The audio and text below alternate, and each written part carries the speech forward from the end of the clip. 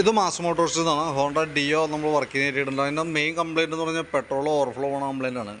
Service work കഴിഞ്ഞ ദിവസം ചെയ്തു പോയതാണ്. വണ്ടി ഉപയോഗിക്കാണ്ട് 2 ദിവസം കയറ്റി വെച്ചപ്പോഴത്തേക്കും ഓവർഫ്ലോൻ്റെ പ്രോബ്ലം വന്നു.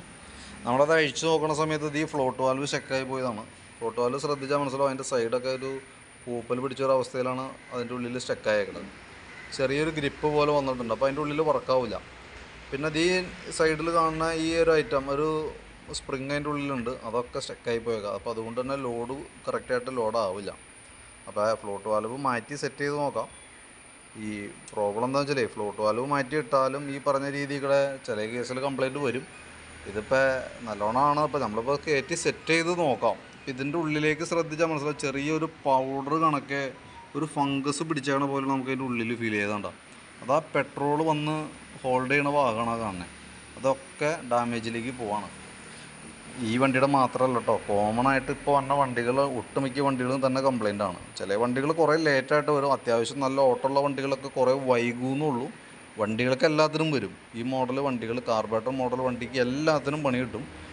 ചിലത് ഓട്ടമുള്ള വണ്ടിക്ക് കുറേ ഡിലേ വരുമെന്നുള്ളൂ, വരാതിരിക്കുകയൊന്നുമില്ല, വരും.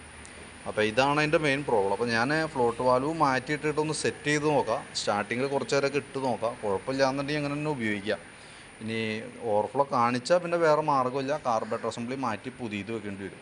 പുതിയത് വെച്ചാലും നമ്മൾ ഉപയോഗിക്കാൻ പോകുന്ന പെട്രോൾ തന്നെ. അപ്പോൾ അതുകൊണ്ട് പരമാവധി ഞാനിത് അഡ്ജസ്റ്റ് ചെയ്തെടുക്കാൻ പറ്റുമെങ്കിൽ അത് അഡ്ജസ്റ്റ് ചെയ്ത് തരാം. കാരണം മാറ്റം ഉണ്ടാകുന്നതാണ് എൻ്റെ അഭിപ്രായം. കാരണം ഓവർഫ്ലോ വന്നു കഴിഞ്ഞാൽ വേറെ മാർഗ്ഗമില്ല. പക്ഷേ ഓവർഫ്ലോ ഏതെങ്കിലും മാർഗ്ഗത്തിൽ മാറ്റാൻ പറ്റുമെന്നുണ്ടെങ്കിൽ ഞാൻ ആ രീതിയിൽ റെഡിയാക്കിയിട്ട് തരാം.